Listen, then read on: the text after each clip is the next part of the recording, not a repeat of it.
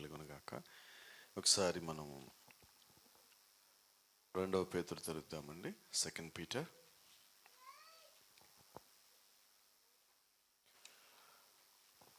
2వ పేతురు 1వ అధ్యాయము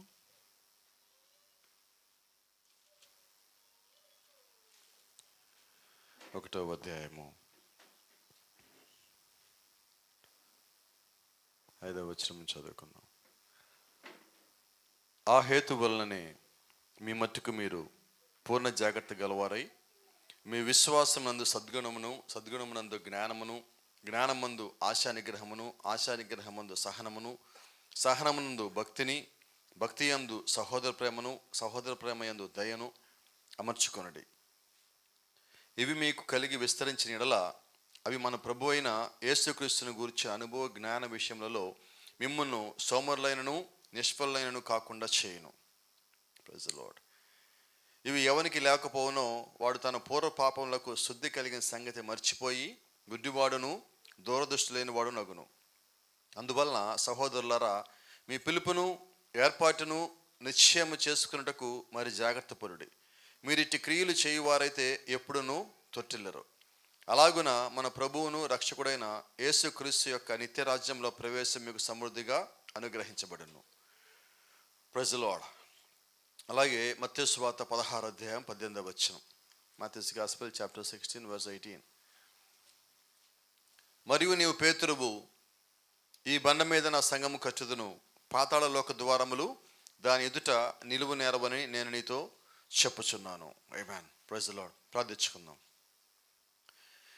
మహాపరిషుద్ధుడా, కృప కలిగిన తండ్రి, దయగల మా ప్రియ పరలోకపు దేవ, ఈ ఉదయకాల సమయంలో మరోసారి ప్రభా మేమందరము తలల వంచడానికి ప్రార్థన చేయడానికి నువ్వు మాకు ఇచ్చిన గొప్ప ధన్యత, అవకాశాన్ని బట్టి వందనాలు తెలియజేస్తున్నాం ప్రభా. నీ యొక్క వాక్యం చుట్టూ నీ యొక్క పిల్లలుగా మేమందరం చేరి ఉండగా నీ వాక్యంలోంచి మాతో సూటిగా తేటగా స్పష్టంగా మాట్లాడి మా మధ్యలో మహిమ ఘనత ప్రభావాలు పొందుకొనమని జీవము కలిగిన ప్రభు అయిన యేసుక్రీస్తు నీ నామంలో ప్రార్థిస్తూ ఉన్నాం. ఆమేన్. God bless you. దయచేసి కూర్చుందాం. Praise the Lord. హల్లెలూయా.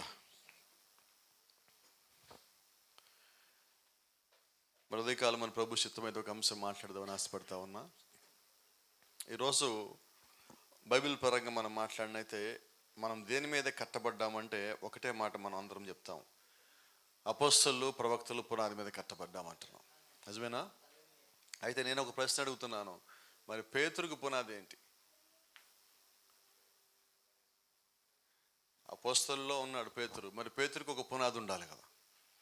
అందుకని బైబిల్ చెప్తా ఉన్నది, క్రీస్తు యేసే ముఖ్యమైన మూలరాయి ఉండగా ఆ పునాది మీద మనం కట్టబడుచు ఉన్నాం. ఆమేన్. ఇప్పుడు పేతురుకి ఏ పునాది ఉన్నది? క్రీస్తు యేసు. క్రీస్తు యేసు అంటే ఎవరు? క్రీస్తు యేసయ్యాడు. యేసు ఎవరు? పరిశుద్ధాత్మ మరే గర్భం ధరిస్తే వచ్చిన ఆయన పేరు యేసు. మరి పరిశుద్ధాత్మ ఎవరు? దేవుడై ఉన్నాడు. ఆమేన్. యోహాను సువార్త 1వ అధ్యాయం 1వ వచనం మనం ఏం చెప్తుంది? ఆదియందు వాక్యముండెను, వాక్యము దేవుని వద్దుండెను, వాక్యమే దేవుడై ఉండెను, ఆ వాక్యమే శరీరధారి అయి కృపా సత్య సంపన్నుడిగా మన మధ్యలో నివసించెను. ఆమేన్. అంటే ఇప్పుడు అక్కడున్న వాక్యమే శరీరధారి అయ్యాడు. ఆ శరీరము క్రీస్తు అయ్యాడు, యేసు అయ్యాడు, అభిషిక్తుడయ్యాడు, మెస్సయ్య అయ్యాడు, వధించబడిన గొర్రెపిల్ల అయి ఉన్నది. ఇప్పుడు పేతురు పునాది ఏమై ఉన్నది? ఆదియందు వాక్యం ఉండను. పేతురు పునాది ఏంటి? ఇప్పుడు వాక్య పునాది. సరే, ఇప్పుడు అపోస్తలుల పునాది ఏంటి? ప్రవక్తల పునాది ఏంటి? ప్రవక్త అనేవాడు అసలు ఎలాగొచ్చాడంటే దేవుడు ఒక ఆలోచనలు మనకి చెప్పడానికి వచ్చాడు. దేవుడు ఒక ఆలోచనలు అంటే అవి వ్యక్తపరచడానికన్నా ముందు ఆలోచనలు, వ్యక్తపరిచిన తర్వాత దేవుడు మాటలయ్యింది. దాన్ని మనం వర్డ్ ఆఫ్ గాడ్ అంటున్నాం, దేవుని యొక్క వాక్యము అంటున్నాం. అంటే దేవుని యొక్క వాక్యము రాయటానికన్నా ముందు దాన్ని దేవుడు ప్రవక్తలకు చెప్పాడు. కాబట్టి ఇప్పుడు మనం ఏ పునాది మీద కట్టబడుతున్నాం? క్రీస్తు యేసే ముఖ్యమైన మూలరాయి అయి ఉండగా ప్రవక్తలు అపోస్తలు వేసిన పునాది మనం కట్టబడుతున్నాం. Praise the Lord. అంటే కొంచెం మనం వాక్యం లోపలికి వెళ్తా ఉన్నప్పుడు దేవుడు మనకి ఇంకా స్పష్టత ఇస్తూ ఉన్నాడు. ఎవరు ప్రవక్తలు, ఎవరు అపోస్తలులు, దేని మీద మనం కట్టబడాలా? ప్రవక్త ఎవరైనప్పటికీ, అపోస్తులు ఎవరైనప్పటికీ మనం కట్టబడాల్సింది మొట్టమొదటిగా వాక్యములో. ఆమేన్. ఎందుకంటే బైబిల్ చెప్తా ఉన్నది, పలకబడిన మాటే మూల విత్తనం. Spoken word is the original seed. Original seed అదే అసలైన విత్తనం. ఆ అసలైన విత్తనంలో నుంచే మిగతావన్నీ రావాలండి. క్రీస్తు అనే విత్తనం లేకపోతే మిగతాది ఏదీ లేదు. దేవుడు అనేవాడు లేకపోతే మిగతావి ఏమున్నాయి? కాబట్టి క్రీస్తు నుంచి అన్నీ వచ్చినాయి. క్రీస్తులోంచి సృష్టి వచ్చింది, క్రీస్తులో నుంచి సమస్తం వచ్చింది, క్రీస్తులోంచే ఈరోజు నీవు నేను వచ్చున్నాం. అందుకని అపోస్తలుడైన పౌలు అంటాడు కొరింథీయులకు రాసిన పత్రికలో మాట్లాడుతా, సమస్తం ఆయన మూలంగా కలిగెను, ఆయన లేక ఏదీ కలగలేదు. సమస్తం ఆయన మూలంగా కలిగెను, ఆయన లేకుండా మరి ఇంకేది కలగల. మరి అదే నిజమైతే సృష్టి యావత్తు ఆయన లోపల నుంచే వచ్చింది. ఆమేన్. ఇప్పుడు అలా మాట్లాడుకుందాం. సృష్టి యావత్తు ఆయన లోపల నుంచి వచ్చినప్పుడు ఇప్పుడు మన చేతిలో ఉన్న ఈ బైబిల్ ఎక్కడి నుంచి వచ్చింది? ఆయన దగ్గర నుంచి రావాలి.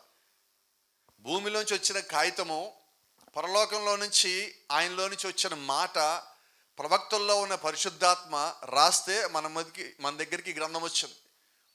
అంటే దేవుడు ఆయన ఒక పునాదిలో ఎవరైతే ఉన్నారో, లేదా నేను పునాది మీద ఎవరైతే కట్టాలని ఆశించున్నాడో వారికి మాత్రమే దేవుడు సమస్తము తెలియజేస్తాడు.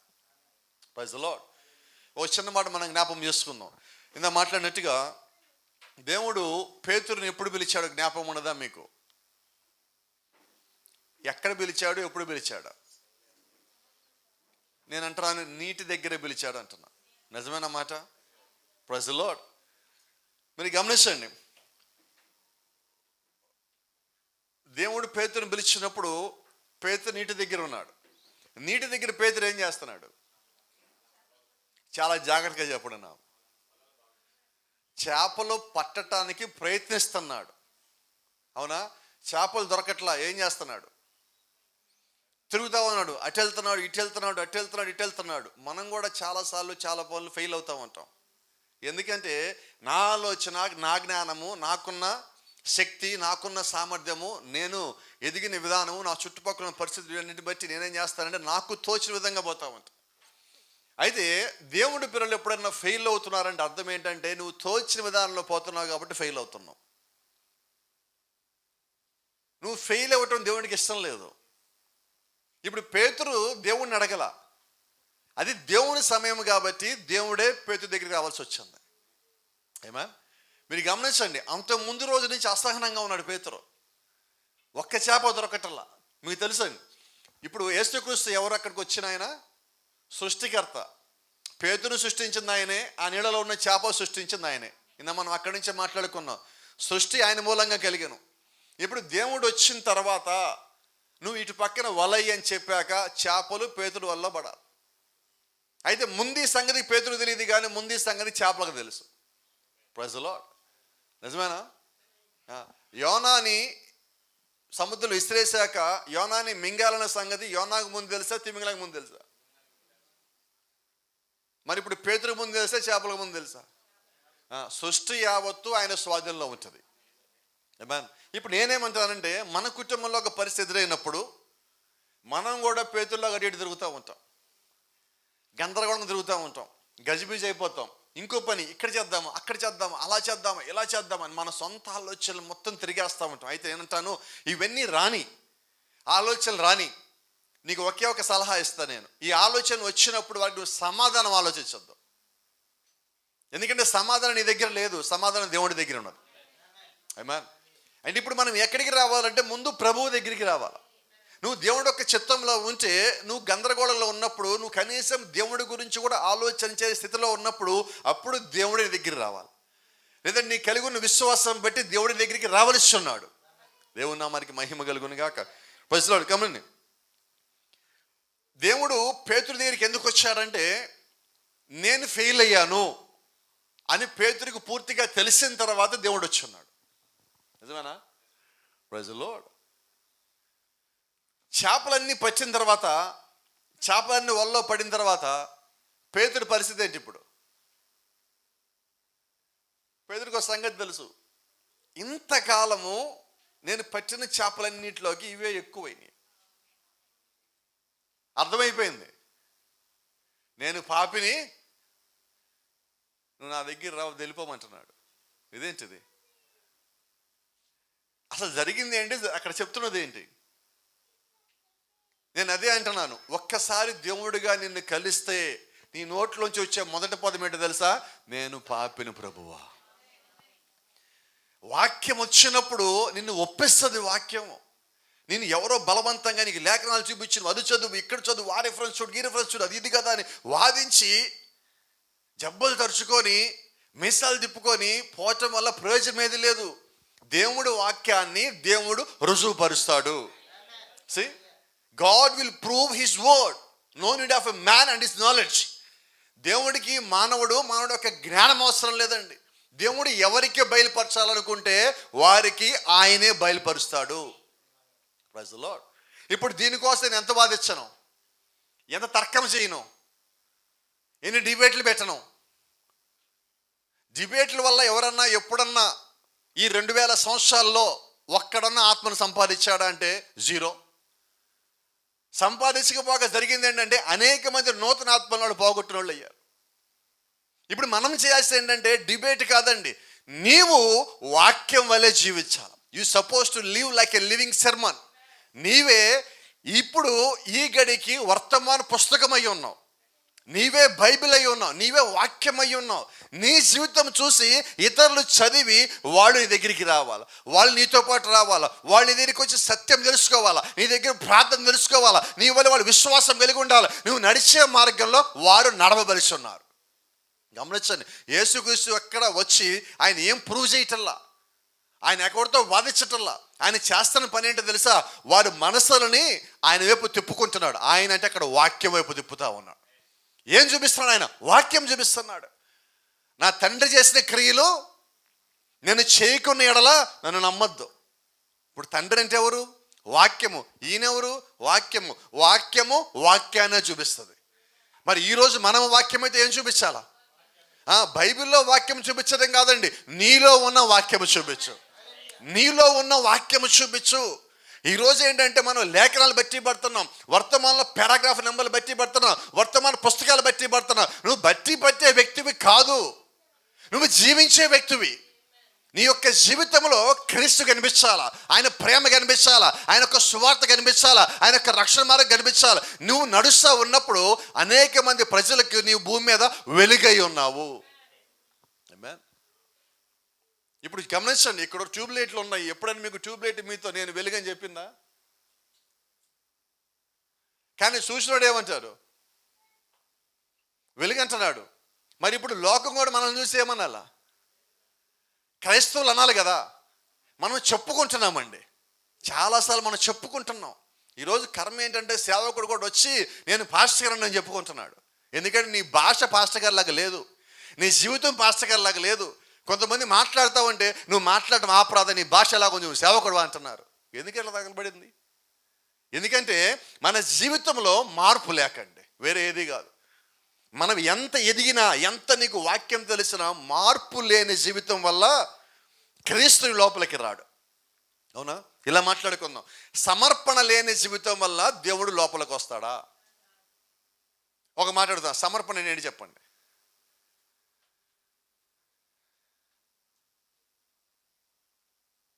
సమర్పణ అంటే ఏంటండి? సరే, దేవుడికి సమర్పణ కలిగిన జీవితం కావాలి అన్నాం. ఏంటి సమర్పణ కలిగిన జీవితం? మీరు బైబిల్లో కనిపిస్తే పేతురు పూర్తిగా లోకస్తుడు క్రీస్తు వచ్చేసరికి. ఇప్పుడు పేతురుని ఒక సమర్పణ కలిగిన వ్యక్తిగా దేవుడు మార్చాలి. అవునా? అంటే వాక్యం వచ్చినప్పుడు ఏం చేస్తుందంటే, ఒక వ్యక్తిని వాక్యం కొట్టిన తర్వాత ఆ వ్యక్తి వాక్యాన్ని విడిచిపెట్టిపోలేడు. Praise the Lord. ఇప్పుడు గమనించండి, యేసుక్రీస్తు అక్కడ చేపలు పేతురికి ఇవ్వలా, పేతురు హృదయాన్ని తీసుకుని వెళ్ళిపోయాడు ఆయన. ఇప్పుడు పేతురు ఎక్కడికి వెళ్తాడు? నీ హృదయానికి వెనకాల నువ్వు పరిగెత్తాలా. నా ఆలోచనలకి నేను పరిగెత్తానండి. ఇప్పుడు నా ఆలోచనలు మొత్తం క్రీస్తు అయి ఉంటే, గట్టిగా చెప్పండి, క్రీస్తు వెనకాల పరిగెత్తాలా. మరి ఇప్పుడు మన ఆలోచనలు మొత్తం క్రీస్తు అయి ఉంటే నీకు క్రీస్తు తప్ప మరి ఇంకోటి కనబడద్దు కదా. నువ్వు ఆయన వెనకాల పరిగెత్తి ఒక వ్యక్తిగా నువ్వు మారిపోయి ఉన్నావు. దేవుడు ఆయన నీతో మాట్లాడటం అంటే, లేకపోతే తిరిగి జన్మించడం అంటే దాని అర్థం ఏంటి తెలుసా? నీ హృదయాన్ని నువ్వు దేవుడికి పెట్టు. మనం ఇలాగ అనుకుంటాం, పొద్దున్న నేను ప్రార్థన చేస్తానండి, మధ్యాహ్నం ప్రార్థన చేస్తానండి, సాయంకాలం ప్రార్థన చేస్తానండి, ఇంటికి వెళ్ళానండి, వర్తమాన పుస్తకం చదివానండి, ఇంకెంతకన్నా ఇంకేం కావాలండి దేవుడికి? వీటన్నింటికన్నా ముఖ్యమైనది ఉన్నది, సమర్పణ ఉన్నదా? ఏంటా సమర్పణ అంటే, నీ జీవితంలో అన్నిటికన్నా ఎక్కువ ప్రాధాన్యత ఇచ్చేది ఏంటి? నీ వయసు ఎంతో నాకు చెప్పొద్దు, కానీ నీ జీవితంలో అత్యధిక ప్రాధాన్యత ఇచ్చేది దేనికి? నీ అధిక ప్రాధాన్యత నువ్వు దేనికి ఇస్తున్నావో అదే నీ జీవితంలో నిన్ను ఏలేది.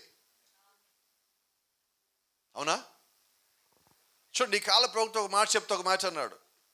బంగారం, స్త్రీలకు బంగారం గురించి మాట్లాడతానని ఏమన్నాడంటే, బంగారం నిన్ను ఏలవద్దు. Praise the lord. ఇదేంటిది? అది నన్ను ఏలకూడదు. ఎందుకంటే దేవుడు నన్ను పుట్టించిందే అన్నిటిని ఏలాలని. అంతేనా? దేవుడు నన్ను అన్ని ఏలమని భూమి మీద పెట్టాడు. బంగారం నన్ను ఏళ్తా ఉందంటే నేను బంగారానికి బానిసని. నన్ను ఒక రాజకీయ నాయకుడు ఏళ్తానని ఆయన కింద బానిసగా ఉన్నా అంటే అది ఆయనకి నేను బానిస అయిపోయినట్టు. అంటే నువ్వు దేనికి బానిసవు కాదు, అది దేవుడు ఒక ఉద్దేశం. అన్నీ నువ్వు ఏలాలి, నిన్ను ఏలేది ఏది ఉండద్దు. ఇది లేకపోతే నన్ను ఏమనుకుంటారు, ఇది మా ఇంటి వస్తువు లేకపోతే మనం చూసి అందరు నవ్వుకోరా అంటే నేనేం ఏళ్తానది? నేను ఎప్పుడు కూడా ఇతరుల మెప్పు కోసం చేసింది లేదు అని దేవుడు ఒక ప్రవక్త అంటున్నాడు. యేసుక్రీస్తు కూడా ఇతరులు మెప్పించడం కోసం, వాళ్ళు నచ్చేలా ఉండటం కోసం ఏమి చేయాల. ఆయన ఏదైనా చేశాడంటే ఆయన మనసులో ఏది ఉందో అదే చేస్తున్నాడు. మరి ఈరోజు నిజంగా వాస్తవం మనం భూమి మీద అనేక మంది ఉన్నాం, చిన్నోళ్ళు కానీ పెద్దోళ్ళు కానీ ఏదైనా కూడా. మనం ఒక డ్రెస్ కొనుక్కున్నామండి, ఫస్ట్ పని ఏంటి? నచ్చిందా నచ్చిందా నచ్చిందా నచ్చిందా? ఇది ఎవరికి నచ్చాలి? నాకు. అంతేనా? ఇది దానికి నీవే రెస్పాన్సిబుల్. నువ్వు తీసుకున్న వస్త్రమైనా, నువ్వు తీసుకున్న నిర్ణయమైనా, నువ్వు చేసిన ఆలోచన, దానికి నీదే బాధ్యత, దానికి నీవే లెక్క అప్పజెప్పవలసి ఉన్నావు. పేతురుతో దేవుడు ఒకసారి మాట్లాడిన తర్వాత ఇప్పుడు నిర్ణయం తీసుకోవాల్సిన బాధ్యత పేతురుదండి, దేవుడిది కాదు. అవునా? చూడండి, ప్రాఫిట్ కొన్నిసార్లు చెప్తా ఉంటాడు, దేవుడు మన జీవితంలో అన్ని నిర్ణయాలు తీసుకోడు. మనం ఏమనుకుంటున్నాం, అన్నీ ఆయన తీసుకుంటాడు, దేవుని చిత్తం లేకుండా జరగదు. కాదండి, మీ నిర్ణయాలు కూడా జరుగుతాయి. దేవుడు అన్నీ మన ముందు పెడతాడు. పెట్టాక మనం ఏ నిర్ణయం తీసుకుంటామో దాన్ని బట్టి అది దేవుని చిత్తమో కాదో వెళ్తుంది. మనం చాలాసార్లు ఫెయిల్ అయినప్పుడు ఒక మాట అంటాం కదా, ఇది దేవుని చిత్తము కాదేమో. ఎప్పుడన్నాం? ఫెయిల్ అయిన తర్వాత. అంటే ఆ నిర్ణయం ఎవరిది? ముందే మనది, దేవుడిది కాదు. అంటే మనం ఫెయిల్ అయిన నిర్ణయాలు మొత్తము మనయే. మరి ఫెయిల్ కానివి మన జీవితంలో ఇప్పుడు దాకా ఎన్ని ఉన్నాయి, ఫెయిల్ అయినవి ఎన్ని ఉన్నాయి? జ్ఞాపకం చేసుకుందామా? చిన్నప్పటి నుంచి మన ఊహ తెలిసిన దగ్గర నుంచి ఇప్పటి వరకు, ఈ ఆదివారం ఉదయం వరకు జ్ఞాపకం చేసుకుంటే ఫెయిల్ అయినవి ఎక్కువ ఉన్నాయా, ఫెయిల్ కానివి ఎక్కువ ఉన్నాయా? గట్టిగా చెప్పండి అమ్మా. అంటే ఇప్పుడు మన నిర్ణయాలు ఎటువంటివి? సొంతయి. ఫెయిల్ ఇవ్వటానికి రీజనల్లో ఒక్కటే నేను అంటాను, సొంతయి. దేవుడు ఎన్నడన్నా ఒక్కసారన్నా ఫెయిల్ అయ్యాడా? ఒక్క వాగ్దానం ఇచ్చి ఆయన ఫెయిల్ అయ్యాడా? ఫెయిల్ కాలేదండి. Praise the Lord. అలాగే దేవుణ్ణి వెంబడించిన వాళ్ళు ఏ ఒక్కరు కూడా ఫెయిల్ అవ్వలేదు. బైబిల్లో మనం చూసాం, నోవాహు కుటుంబాన్ని చూస్తే నోవాహుని బట్టి వాళ్ళ కుటుంబంతో వచ్చారు లోపలికి. ఇప్పుడు నోవాహు నమ్మిన దేవుడు నోవాహునే కాదు, కుటుంబాన్ని కాపాడాడు. Praise the Lord. ఎక్కడ మీరు గమనించినా దేవుణ్ణి నమ్మి మోసపోయిన వాడు లేడండి బైబిల్ మొత్తంలో. దేవుడు అన్యాయస్తుడు అని చెప్పేవాడు ఒక్కడిని చూపించండి బైబిల్లో. మీరు గమనించండి, అపవాది కూడా దేవుడు అన్యాయస్తుడు అండు. వాడికి తెలుసు దేవుడు న్యాయస్తుడని. అంటే దేవుడు ఎటువంటి సాక్ష్యం కలిగి ఉన్నారంటే, శత్రువులు కూడా ఆయన గురించి మంచిగా పలికే సాక్ష్యం కలిగి ఉన్నారు. Praise the Lord. యేసుక్రీస్తును సిలువకి అప్పగించిన తర్వాత ఇస్కరియోతు యూదా డబ్బుల మూట తీసుకుని ఎక్కడికి వెళ్ళాడు? కైపా దగ్గరికి వెళ్ళి కైపా మొక్క మీద ఇసిరేసి ఏమన్నాడు? జ్ఞాపకం ఉండదా? నేను నిరపరాధి రక్తమును చిందించాను. అమ్మేసినోడు లాస్ట్కి ఏం సాక్ష్యం ఇస్తున్నాడు? నిరపరాధి. Praise the Lord. ఒక మాట మాట్లాడుకుందామా? మన కుటుంబంలో సభ్యులందరూ మన గురించి ఎటువంటి సాక్ష్యం ఇస్తారు బయట వాళ్ళ సంఘం తర్వాత? సరే, కుటుంబం దగ్గరికి ఒకటికి ముందుకేద్దాం. మన సంఘం అంతా మన గురించి ఏ సాక్ష్యం ఇస్తున్నారు? మన శత్రువుల సంఘం తర్వాత అండి. మనతో పాటు ఉండే వాళ్ళ మన గురించి ఇచ్చే సాక్ష్యం ఈరోజు ఇంకా పరిపూర్ణంగా రాలా. దాని అర్థం ఏంటో చెప్పనా? ఇంకా మనము పరిపూర్ణంగా సమర్పించే జీవితము కలిగిలేము. మన పునాది వాక్యమై ఉన్నప్పుడు, మన పునాది అపోస్తలు ప్రవక్తలై ఉన్నప్పుడు మన జీవితంలో సమర్పణ ఉండాలా లేదా? ప్రవక్తలు వారు తమ జీవితాన్ని పూర్తిగా దేవుడికి అప్పగించుకున్నారు. అపోస్తలు దేవుడు వాళ్ళకి బయలుపాటు ఇచ్చిన తర్వాత, పరిశుద్ధాత్మను ఇచ్చిన తర్వాత వారు తమ జీవితాన్ని పూర్తిగా దేవుడికి ఇచ్చేస్తున్నారు. అవునా? మనకు ఆ రెండు ఇష్టం, మనకి చదివేటప్పుడు ఇష్టం, అలాగే మనం కూడా జీవించాలంటాం. కానీ అలాగే జీవిస్తున్నామా? సమర్పణ కలిగిన జీవితంలో ఒక చిన్న మాట చెప్తానండి. ఏంటి సమర్పణ అంటే, నీ ఆలోచనలు కూడా దేవుడికి వదిలిపెట్టాలి. సాధ్యమేనా? నిజం చెప్పండి, మనం దీనికి సాధ్యం చేయగలమా? మనం చాలా బాగుంటాం, ప్రార్థనలో బాగుంటాం, వాక్యంలో బాగుంటాం, చాలా విషయాలు మనం మెరుగవుతూ ఉన్నాం కూడా. పోయిన సంవత్సరం కానీ ఈ సంవత్సరం మెరుగయ్యాం, అన్ని విషయాలు మెరుగయ్యాం. కుటుంబంలో వాక్య విషయంలో మాట్లాడే విషయంలో, బంధువుల స్నేహితుల్లో వాక్య విషయంలో మాట్లాడే విషయంలో, చాలా చోట్ల మనం జీవించే విషయంలో మెరుగవుతూ వస్తున్నాం. అయితే ఇంకా మనం పరిపూర్ణత వైపు అడుగులేదండి. పరిపూర్ణతకి ఇంకా మనం ప్రారంభ దశలోనే ఉన్నాం. పరిశుద్ధాత్మను మనం పొందుకోవలసిన వారమై ఉన్నాం. అయితే ఇంకా పొందుకోవడానికి వెయిటింగ్ చేసే వాళ్ళ లిస్టులో ఉన్నాం. ఇప్పటికి మనం పొందుకొని ఉండాలా. ఒక వర్తమానంలో ప్రాఫెట్ మాట్లాడితే ఇలాగంటున్నాడు, ఇప్పటికే ఎత్తబాటు జరిగి ఉండవలసినది. అంటే అర్థం ఏంటి? ఎత్తబాటు జరగాలంటే అందరూ ఆత్మను పొందుకొని ఉండాలా. మన అందరూ ఆత్మను పొందుకోలేదు కాబట్టి ఇంకా ఎత్తబాటు ఆలస్యం అవుతా ఉన్నది. అది సంతోషకరమైన మాట, బాధాకరమైన మాట? ఖచ్చితంగా బాధాకరమైన మాటే. మనం ఇంకనూ చిన్నపిల్లల వలె ప్రవర్తిస్తున్నామండి. వాక్యం తెలిసిన మనము చిన్నపిల్లల వలె ఉంటే మరి నిజంగా ఇప్పుడే వాక్యంలోకి వచ్చిన వాళ్ళు ఎలాగ ఉండాలా చెప్పమంటారా? దేవుడు ఎందుకు పునాది వేశాడో, ఎందుకని అపోస్తలు ప్రవక్తలు పునాది వేశాడో తెలుసా? వారు వచ్చేసరికి, కొత్త నిబంధనలో వాళ్ళు వచ్చేసరికి వాళ్ళకి పాత నిబంధన ఒక మాదిరి కనిపించాలి. అందుకని దేవుడు పునాది వేశాడు. ఇప్పుడు పునాది వేసిన తర్వాత ఈ గోడ కట్టాల. గోడ కట్టేవాడు వచ్చాడు, వాడికి పునాది ఎక్కడో తెలియకపోతే ఎక్కడ కట్టాలా? గమనించారా? మీరు లోపలికి వచ్చినప్పుడు ఇప్పుడు ఎడం చేతి పక్కన గోడ చూసారా? ఎలా ఉంటుంది? అది వాళ్ళ ఇంట్లో నుంచి మన చర్చిలోకి వచ్చేది ఆల్మోస్ట్ 6 అంగుళాలు. మీరు గమనించారు లేదో? అక్కడ ఒక కొలత ఉంటుంది, ఇక్కడ ఒక కొలత ఉంటుంది. ఇలా వంగిపోయి ఇలాగ వచ్చి ఉంటుంది గోడ మొత్తం. 5 అంగుళాల నుంచి 6 అంగుళాలు పక్కకు జరిగినది. ఏం చేద్దాం ఇప్పుడు? మనకేమర్థం వాళ్ళు దాన్ని చూస్తే? కట్టేవాడు ఎలాంటి వాడు, పునాది ఎలాంటిది, అదే సంగతి. అంటే ఎవరికి అనుకూలంగా వాడు కడితే అవ్వదండి. అలాగే ఎవరికి అనుకూలంగా వారు వాక్యం చెప్తే నడవదండి. వాక్యానికి దేవుడు చెప్పిన విధానంలో నువ్వు నేను పోవలసి ఉన్నావు. నువ్వు ఎంత గొప్ప అని తీసి కాసేపు పక్కన పెట్టాలి, కాసేపు కాదు పూర్తిగా పక్కన పెట్టాలి. అపోస్తలుని పోలినట్టు నేను వాక్యం వద్దకు వచ్చినప్పుడు భయముతోనూ వణుకుతోనూ వస్తున్నాను. ఇది గర్వంతో వచ్చే స్థలం కాదండి, విమర్శ చేయడానికి వచ్చే స్థలం కాదండి. దేవుని భయం నువ్వు కలిగి ఇక్కడికి రావాలి. దేవుడి భయం కలిగి వచ్చినప్పుడు నువ్వు దేవుడి మాటలు పలకగలుగుతావు, దేవుడి మాటలు చెప్పగలుగుతావు. నీకు దేవుడే ఆ క్షణానికి కావాల్సిన ధైర్యాన్ని, వాక్యాన్ని, జ్ఞానాన్ని దేవుడు ఇచ్చేవాడై ఉన్నాడు. Praise the Lord. ఇప్పుడు పేతురికి ఒక పునాది కావాలి, ప్రవక్తలకి ఒక పునాది కావాలి. ఆ పునాదిలో వాక్యం ఉండాలి. ఆ వాక్యము క్రీస్తేసే మూలరాయి అయి ఉండాలి. అంటే వీళ్ళందరూ ఎక్కడ ఉండాలని దేవుడు ఆలోచన చేశారంటే దేవుడి మీదే ప్రతి ఒక్కడు కట్టబడాలి. Praise the lord. మరి ఈరోజు ఒక పుస్తకం వచ్చింది, నాకు తెలిసి ఆ పుస్తకం పేరు వేరొకరి పునాది. దేవుడు వేసిన పునాది ఏంటి, ఈ పుస్తకం ఏంటి? బైబిల్ ఏం చెప్తున్నది? అపోస్తలులు ప్రవక్తలు వేసిన పునాది మీద మనం కట్టబడుచున్నాము. మరి వేరొక పునాది అంటే బైబిల్లో లేనిది. అసలు పుస్తకం టైటిల్ చూసినప్పుడే మనం పుస్తకం చదవచ్చా అంటున్నా. అది అవసరం లేదు, దాన్ని మనం దూరంగానే పెట్టాలి.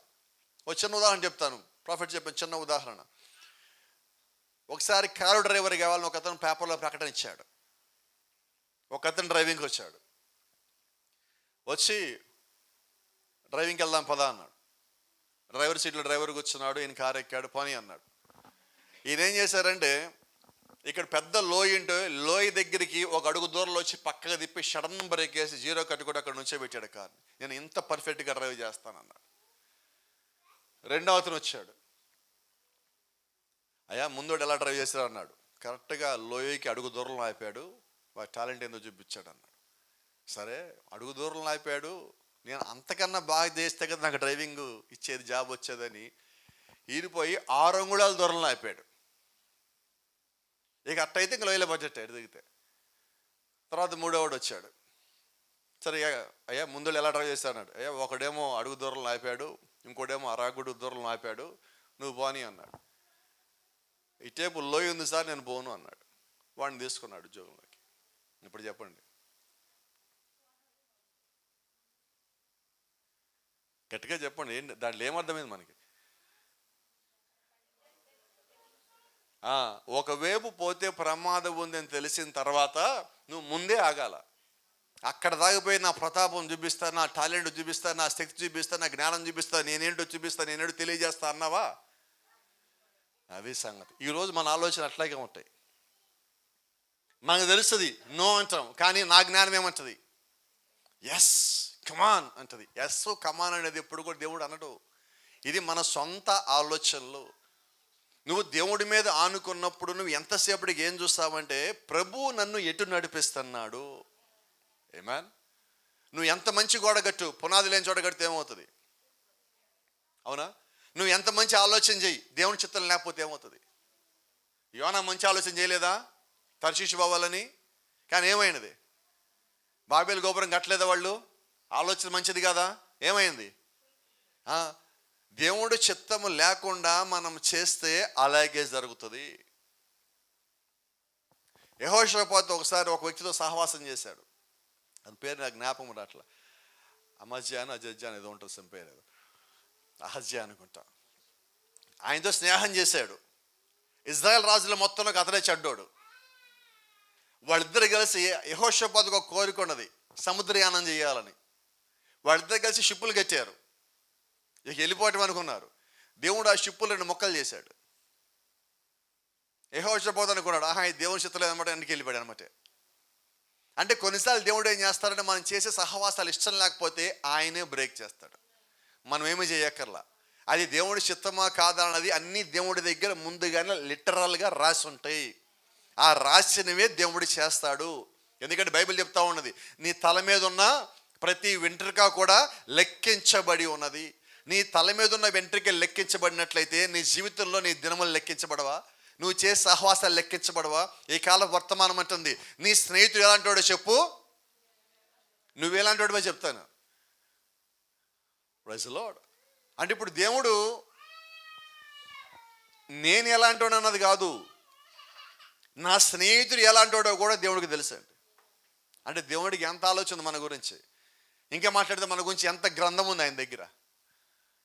Praise the Lord. కాబట్టి దేవుడు ఏ ఒక్కరిని కోల్పోవడం ఆయనకి ఇష్టం లేదు. అందుకని ప్రతి ఒక్కరిని దేవుడు ఆయన వద్దకి ఆకర్షించుకోవడానికి దేవుడు ఒక ప్రత్యేకమైన మార్గం కలిగి ఉన్నాడు. దేవుడికి ఎవరు తమ జీవితాన్ని పూర్తిగా సమర్పించుకుంటారో తెలుసండి, ఎవరు సమర్పించుకోరో తెలుసు. అపోస్తలులు అందరూ కలిసి ఉన్నప్పటికీ దాంట్లో హృదయ సమర్పణ కలిగిన వారెవరో, సమర్పణ లేని వారెవరో కూడా దేవుడికి తెలుసు. నిజమేనా? ఎప్పుడు తెలుసు?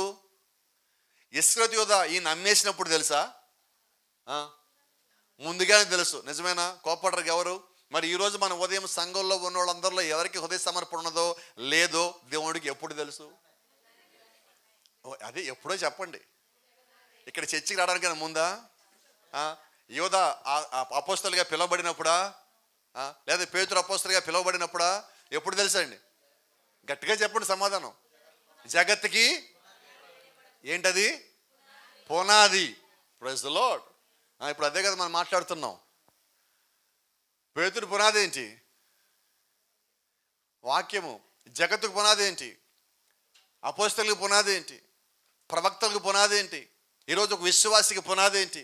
క్రీస్తులో ఉన్న వారికి పునాది ఏంటి? అందరి పునాది ఒకటే, అది వాక్యపు పునాది. ప్రజలో దేవుని నామానికి మహిమ. ఇప్పుడు పేతురుని దేవుడు పిలిచే సమయానికి పేతురికి ఇంకా ఒక పునాది లేదు, తెలీదు. ఇప్పుడు దేవుడు ఏం చేశారంటే, నేనే నీ పునాది అని చెప్పాలి పేతురికి. ఎలా చెప్పాలా? అసలు పునాది అని ఆలోచన లేదు పేతురు లోపల, ఎలా చెప్పాలా? ఇప్పుడు పేతురికి దేవుడు ఒక్కొక్క సంగతి బయలుపరుచుకుంటూ రావాలి, ఒక్కొక్కటి తెలియచేయాలి. ఆ చివరికి అన్నీ తెలుసుకున్నాక పేతురు ఏమనాలంటే, దేవుడు అడక్క ముందుగానే నీవే కదా ఈ పునాది అని చెప్పాలి. Praise the Lord. ఇప్పుడు దేవుడు ఏం చేస్తారంటే, వాక్యాలు చెప్పట్లా పేతురికి, నిజమేనా? క్లాసులు తీసుకోవట్లా, గంటలు గంటలు డిబేట్ పెట్టలా పేతురుని కూర్చోబెట్టి. ఏం చేశాడు చెప్పనా? పేతురు కొంచెం కుడిపాకి వెళ్ళి వాళ్ళై, లోపలికి వెళ్ళి వాడై. ఏం చేయాలి ఇప్పుడు? పేతురు పరిస్థితి ఎలాగున్నది మీరు గమనిస్తే, ఒక చిన్న వస్త్రం తప్ప పేతురికి ఏమీ లేదు ఒంటి మీద. రాత్రంతా వల్లేశాడు. మీకు తెలుసు అనుకుంటే ఆ పాట కూడా, నడిపించు నా నావని ఒక పాట పాడుతూ ఉంటాం మనం. రాత్రంతా శ్రమపడినా రాలేదు ప్రభు జయము. రాత్రంతా శ్రమ పట్టడానికి పేతురు ఏం చేస్తున్నాడు? ఇంతకీ చేపలు పట్టేవాళ్ళు పగలబట్టి రాత్రి పడతారు, మరి రాత్రంతా ఆయన ఏం చేశాడు? ఇప్పుడు మనం పట్టడానికి వీలేదు ఆ పాట, అవునా? 9 దాటితే 10 దాటితే మనం బహుశ్రమలో ఉంటాం నిద్రలో, అవునా? కోపం రాదు కదా. మనం ఇంట్లో ఎప్పుడన్నా మనంతట మనం ఒకరోజు కూర్చొని ఆన్లైన్ ప్రేయర్ చేసామా? అంతేనా? ఇది ఎవరో చెప్పి మనల్ని పిలిచి ఒక డేట్ పెడితే మనం చెయ్యాలి. ఉపవాస ప్రార్థన, పాస్టర్ గారు పిలిచి ఒక డేట్ పెడితే ఆ రోజు మన ఉపవాస ప్రార్థన, అంతేనా? ఉపవాసం అనేది సంఘ ప్రార్థన కాదండి, వ్యక్తిగత ప్రార్థన. వ్యక్తిగతం అది. నువ్వు మెలకుగా ఉండి ప్రార్థన చేయని చెప్పింది దేవుడు అందరికీ, అంటే సంఘం అంతటికి, వ్యక్తిగతంగా అందరికీ చెప్పున్నాడు ఆయన. ఇది ఎవరు చేయాలి? వినపడలేదు నాకు కొంచెం. ఎవరైతే వాక్యపు పునాది మీద మేము కట్టబడుతున్నామని నమ్మారో వాళ్ళకి పదే పదే రోజు కూర్చొని టేప్ రికార్డులో పెట్టినట్టుగా రిపీటెడ్గా ఒకే మాట చెప్పాల్సిన పనిలే. అర్థమైందా? వాళ్ళకి ఒక్కసారి వాక్యం వాళ్ళ చెవిలో పడిందా, అది చెవిలో లేదు, ఎమ్మటే హృదయంలోకి జారిపోయి అక్కడ నిలబడిపోతుంది. వారు ఎమ్మటి దాన్ని పట్టుకుంటారు. దాంట్లోంచి దేవుడు వారితో ఏది మాట్లాడారో దాని కొరకు రోషం కలిగి జీవిస్తూ ఉంటారు. ఎప్పటి వరకు అంటే వారు చివరి శ్వాస తీసుకునేంత వరకు. ఏమా కుడిపక్కెళ్ళు, లోతుకెళ్ళు, అక్కడ వలై. రాత్రంతా పడలేదు, ఇప్పుడు ఈయన చెబుతున్నాడు. ఈయన చూస్తే కొత్త వాళ్ళలాగా ఉన్నాడు. ఊరికి ఈ ఆలోచన ఏమీ లేవు పేతురికి. ఆయన చెప్పగానే ఎలా ఉండదంటే, యేసుక్రీస్తు యొక్క స్వరము పేతురు ఇంతకుముందు ఎక్కడో ఆయన స్వరం విన్నట్టుగా అనిపిస్తుంది, కొత్త వాళ్ళలాగా లేదు. హల్లెలూయా. మనం కూడా సంఘానికి వచ్చి దేవుడు యొక్క మాటలు వింటున్నప్పుడు ఇవి కొత్త మాటల్లాగా లేవండి. ఎక్కడో ఎప్పుడో మనం చేసినట్టుగా, అవి ఎవరో చూసినట్టుగా, అవి నాతో మాట్లాడుతున్నట్టుగా, అవి నేను హెచ్చరిస్తున్నట్టుగా, నేను సరిచేస్తున్నట్టుగా, అవి నేను ప్రేమిస్తున్నట్టుగా, అని ఎప్పుడో ఎక్కడో నాకు ఆ స్వరం విన్నట్టుగా, ఎవరో నా పక్కనే ఉండి చూసి చెప్పినట్టుగా అనిపిస్తుంది. అంటే కారణం ఏంటి తెలుసా? పేతురికి ఏ ఆలోచన వచ్చిందో నీకు అదే ఆలోచన వచ్చింది. ఆయన అంటున్నాడు, నా గొర్రెలు నా స్వరం వినును. ఇప్పుడు ఈ సేవకుడు ఎంతమంది 100 మంది సేవకులు మాట్లాడినా దాంట్లోంచి వచ్చే దేవుని స్వరం ఒక్కటే. 100 మంది ప్రవక్తలు మాట్లాడినా దాంట్లోంచి వచ్చే దేవుని స్వరము ఒక్కటే. ఆ ఒక్కటే స్వరము పరిశుద్ధాత్మది, ఆ ఒక్కటే స్వరము దేవునిది. ఆమేన్. ఆయన శరీరాలు వాడుకుంటున్నాడు, ఆ శరీరంలోంచి దేవుడు మనతో మాట్లాడుతున్నాడు. అదే పేతురు దగ్గరికి వచ్చినప్పుడు శరీరం ఆయనదే, స్వరం ఆయనదే, ఆత్మ ఆయనదే. ఇప్పుడు నిజంగా మాట్లాడితే యేసుక్రీస్తు లోపల ఏమేమి ఉన్నాయి? ఆత్మ ఉన్నది, శరీరం ఉన్నది, స్వరం ఉన్నది. ఇప్పుడు ఆయన ఎంతమంది దేవుళ్ళు? మరి ఇంకా డిబేట్ నడుస్తాయండి ముగ్గురు అని. అదే సమస్య అంటే చెప్పనా, దేవుడు వారికి బయలుపరచాల. బైబిల్ మొత్తం దేవుడు చెప్పి నేను ఒక్కడనే దేవుడిని అన్నాడు. ఇప్పుడు ఎవడో వచ్చి ముగ్గురు అంటే అవుతారా? కారణం ఏంటంటే దేవుడు వారికి బయలుపరచాల. ఇప్పుడు గుడ్డోడి దగ్గరికి పోయి నువ్వు చూడని వాడి దగ్గర బైబిల్ చూపించండి, ఏమంటాడు? అసలు నీ దగ్గర బైబిల్ లేదు పో అంటాడు. నా దగ్గర బైబిల్ ఉంది, 2 చేతులు పట్టుకుని ఇన్ని పేజీలు, నిన్ను పుస్తకాలు 66 పుస్తకాలు 40 మంది రాశారు, చెప్పువాడికి ఏమంటాడు? ఎందుకని చెప్పండి అమ్మ గట్టిగా. చూడలేడు. వాడు చూడటానికి దేవుడు అవకాశం ఇస్తే ఖచ్చితంగా అవుతుంది, అప్పుడు దాకా అవ్వదు. Praise the Lord. దేవుని నామానికి మహిమ. ఒక చిన్న సంగతి జ్ఞాపకం చేస్తా, సందర్భం వచ్చింది కాబట్టి. ఎలీషా గెహజీ ఇద్దరు గుహలో ఉండగా సిరియా సైన్యం వచ్చి వాళ్ళు మొత్తం చుట్టుముట్టినది. జ్ఞాపకం ఉండదా? గెహజీ అన్నీ చూస్తున్నాడు, కానీ దేవుడి సంగతిలో చూడలేకపోతున్నాడు. నిజమేనా? ఇప్పుడు గెహజీ కళ్ళు ఎవరు తెరవాలి? దేవుడు అనుమతిస్తేనే గెహజీ చూడగలడు. ఇప్పుడు గెహజీతో ఎలీషా వాదన పెట్టాడు అక్కడ.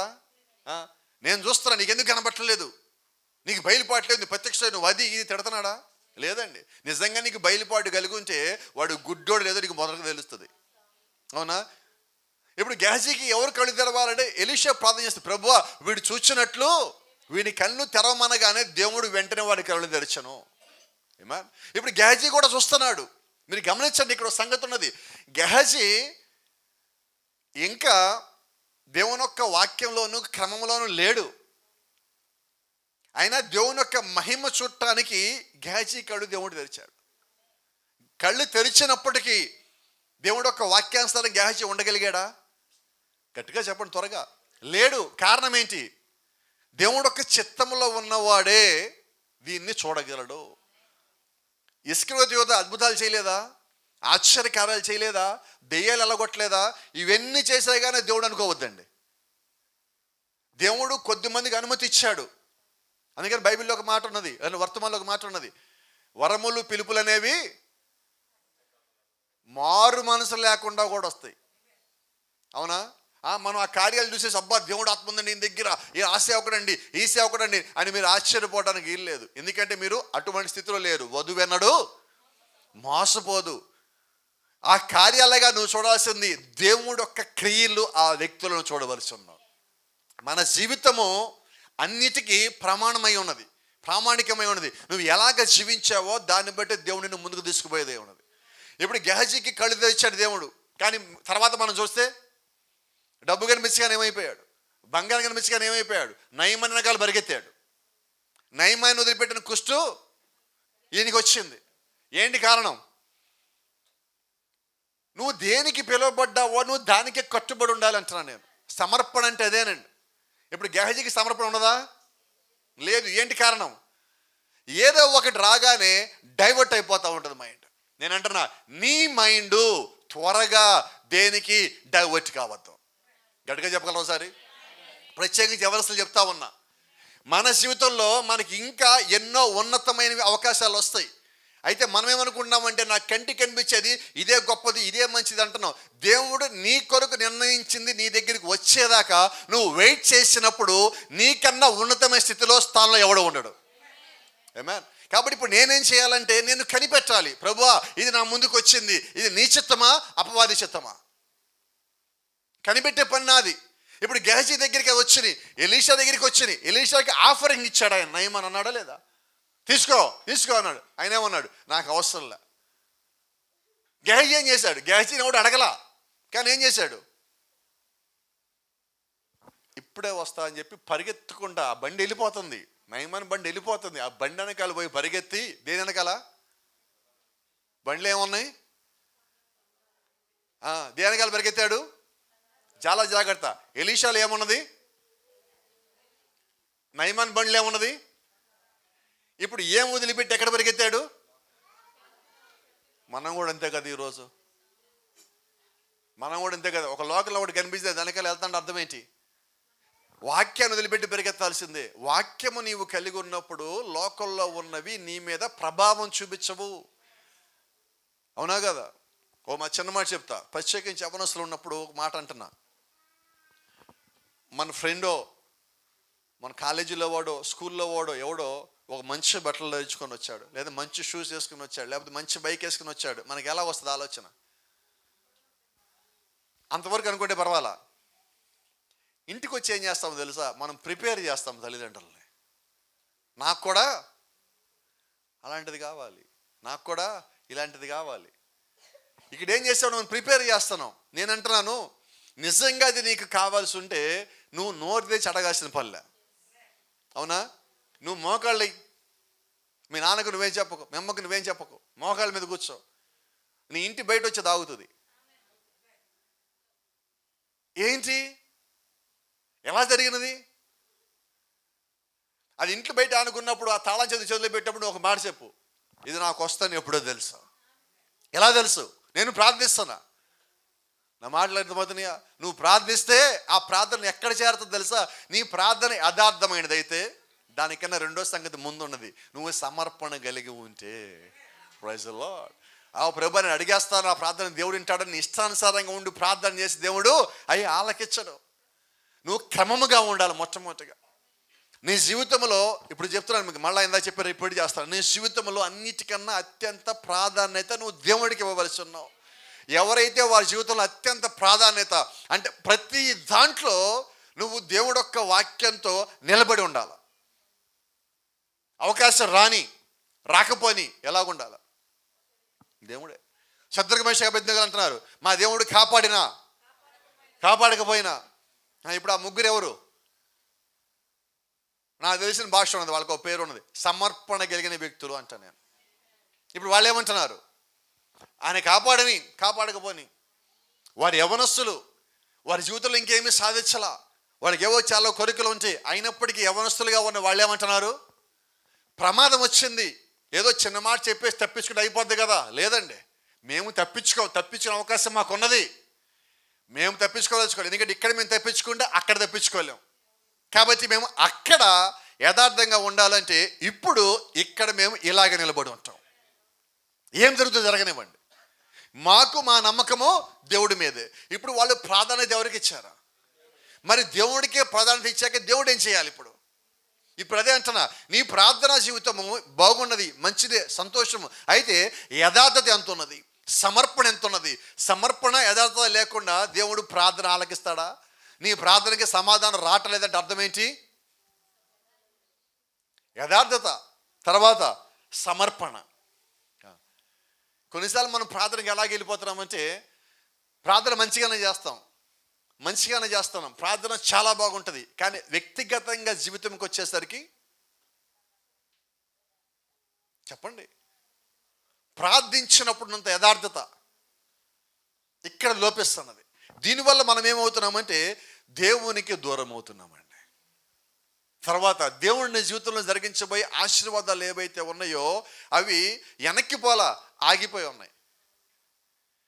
ఎప్పుడో జరగాలి? నేను నా జీవితాన్ని సమర్పించుకోవాలని పూర్తిగా వ్యక్తిగతంగా నన్ను నేను దేవుడికి అప్పగించుకోవాలి. వ్యక్తిగతంగా మనలో బలహీనతలు ఉన్నాయి. ఈ బలహీనతలు ఎలా పోతాయి? నాకు తెలిసిన మార్గం ఉంది, నేను ఫాలో అయ్యే మార్గం చెప్తాను. నీ బలహీనతల్ని ఒక్కొక్కటిగా దేవుడికి అప్పగిచ్చేసి, ఒక్కొక్కటి. నాలో కోపం ఉన్నదా? అహంకారం ఉందా? గర్వం ఉన్నదా? అసూయ ఉన్నదా? ఏముందా నీకు తెలియదు అనొద్దు. ఈరోజు మనలో ఏమున్నాయో మన బలహీనతలన్నీ మనము తెలిసిన వారమై ఉన్నాం. వాటిని మనము దేవుడికి చెప్పవలసిన వారమై ఉన్నాం. ఈరోజు మనము తెలిసి ఏం చేస్తామో తెలుసా? కవర్ చేసుకుంటున్నాం. అవునా?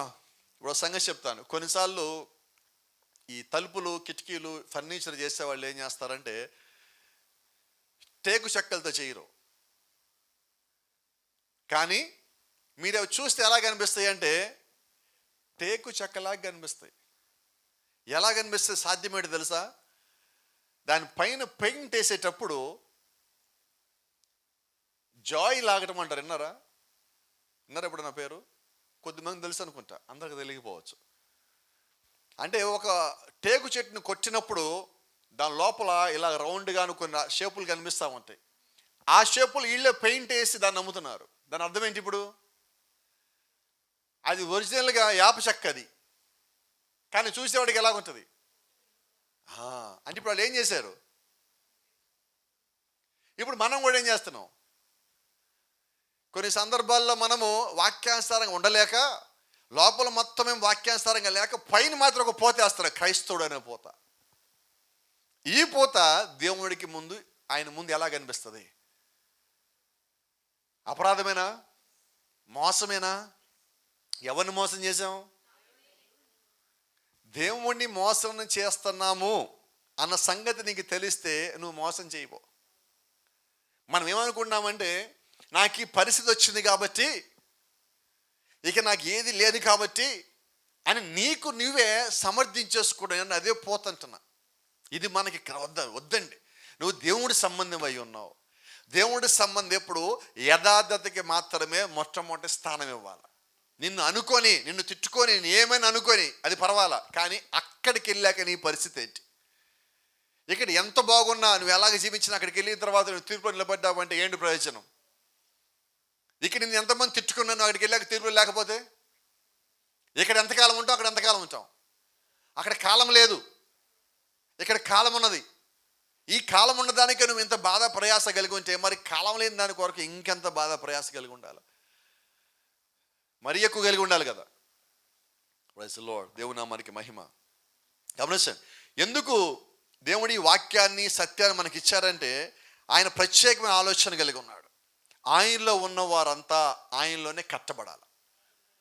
ఆయనలోంచి బయటకు వచ్చిన వారంతా తిరిగి ఆయన లోపలికి రావాలంటే ఆయన మీదే కట్టబడాలి. నువ్వు బయట ఇంకెక్కడా కట్టబడటానికి వీలు లేదు. ఎటువంటి ప్రపంచంలోకి దేవుడు మనల్ని పంపించారంటే గమనించండి, మనము ఒక 2000 సంవత్సరాల క్రితం వచ్చినట్లయితే ఇప్పుడు మనం చేసిన పాపాలు చేయకపోదాం. అప్పుడు వాస్తవంగా అయితే నిజమండి అది. ఒక 2000 సంవత్సరాల క్రితం వచ్చినట్లయితే, లేదా మొట్టమొదటి సంఘాలు మనం పుట్టినట్లయితే ఇన్ని పాపాలు మనం చేయకపోదాము. కొంచెం తక్కువే చేసి ఉండేవాళ్ళం. అది పాపాలు అయితే చేస్తామేమో, కానీ ఇన్ని చేసి ఉండేవాళ్ళం కాదు. ఇప్పుడు టెక్నాలజీ పెరిగిపోయినది, టెక్నాలజీతో పాటు పాపం పెరిగిపోయింది. ఈ టెక్నాలజీ ఎంత స్పీడ్గా పెరిగినదో మన ఆలోచనలు అంతకన్నా స్పీడ్గా పెరుగుతున్నాయి. అన్నింటికన్నా ప్రమాదం ఎప్పుడు ఆలోచనలే. మరి చిన్నోళ్ళు కానీ పెద్దోళ్ళు కానీ ఎవరైనా కూడా ఆలోచనలే అన్నింటికన్నా ప్రమాదం. ఎందుకంటే ఆలోచనలకి ఫుల్ స్టాప్ ఉండదు, కామా ఉండదు, వస్తానే ఉంటాయి. అందుకే చెప్తా ఉంటాను నేను ఎప్పుడు కూడా, దేవుడు చిత్తానుసారంగా లేని ఆలోచనలు వచ్చినప్పుడు దానికి సమాధానము ఆలోచించద్దాం. నువ్వు సమాధానం ఆలోచించడం ప్రారంభించావా, నువ్వు ఆ ట్రాప్లో పడ్డట్టే. Praise the lord.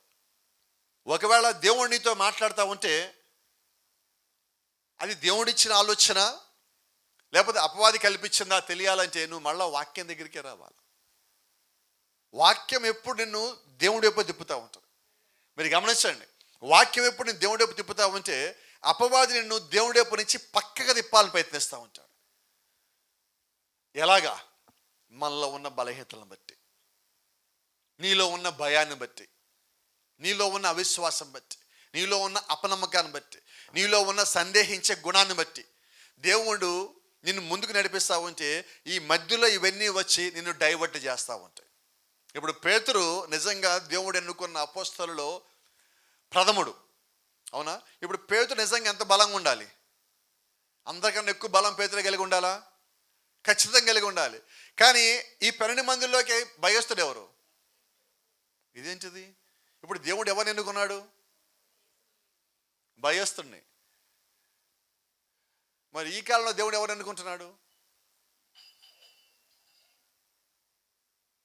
అయితే ఆశ్చర్యం ఏంటంటే దేవుడు పేతురుని ఎన్నుకున్న తర్వాత పేతురులో ఉన్న భయాన్ని దేవుడు తీసేస్తున్నాడు.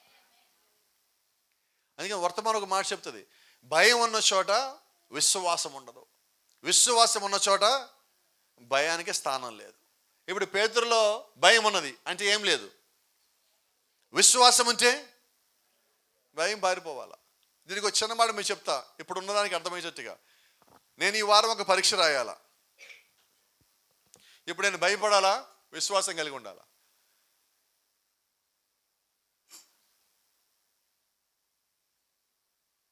చెప్పండి. భయం కలిగి ఉండాలి, విశ్వాసం కలిగి ఉండాలి. నువ్వు సిద్ధపాటు కలిగి ఉన్నావు, నీకు భయం ఎందుకు? నీకు సిద్ధపాటు లేదు, నువ్వు ఎంత విశ్వాసం కలిగి ఉన్నా ప్రయోజనం లేదు, అవునా? కాబట్టి ఈరోజు మనం ఏం కలిగి ఉండాలంటే దేవుని రాజ్యానికి వెళ్తాను నేను, ఇప్పుడు భయమా విశ్వాసం? అది నేను వెళ్ళనేమో అంటే అది భయం, నేను వెళ్తానంటే విశ్వాసం. నాకు భయం లేదు, సరే మంచిది, నేను వెళ్తానన్న విశ్వాసం ఉంది. అయితే జీవితం లేకపోతే ప్రయోజనం లేదు. ఈరోజు మనం ఏం చేస్తామంటే వర్తమానంలో ఊహించుకుంటున్నాం, కొంత ఊహల్లోకి ఎగురుతున్నాం. ఎలాగంటే నేను గ్యారంటీకి వెళ్ళిపోతాలే పరలోకం, నాకేం కాదు, మేము వర్తమాన సంఘం, మేము పాలుగారి సంఘం, పాలుగారు కాదు అపోస్తలుడైన పౌలు గారి సంఘం అయినా కూడా పాస్టర్ గారి పేర్లు నేను పరలోకాన్ని తీసుకుపో. ఇప్పుడు చెప్పగలరా నాకు ధైర్యంగా ఏం తీసుకుపోద్ది మన పరలోకానికి? నేను వ్యక్తిగతంగా జీవించిన జీవితం. అవునా? ఏ పాస్టర్ గారు కూడా డైలీ మీ పక్కన కూర్చొని ఇంట్లో గుమ్మం దగ్గర కర్రబట్టు కూర్చొని ఈ రోజు నువ్వేం చేస్తావని ఎవడు అడగడు. కానీ అడిగేవారు ఒకరు ఉన్నారు మన మధ్యలో. ప్రతి ఇంట్లో ఉన్నాడు, ప్రతి ఒంట్లో ఉన్నాడు, ప్రతి గుమ్మం దగ్గర ఉన్నాడు. ఆయన ప్రభు అయిన యేసుక్రీస్తు. ఆయన రహస్యం, ఆయన నుంచి ఒక సంగతి మీరు చెప్తాను ఈ ఉదయం. దేవుడు ఒక్కసారి నీతో మాట్లాడి వదిలిపెడతాడు,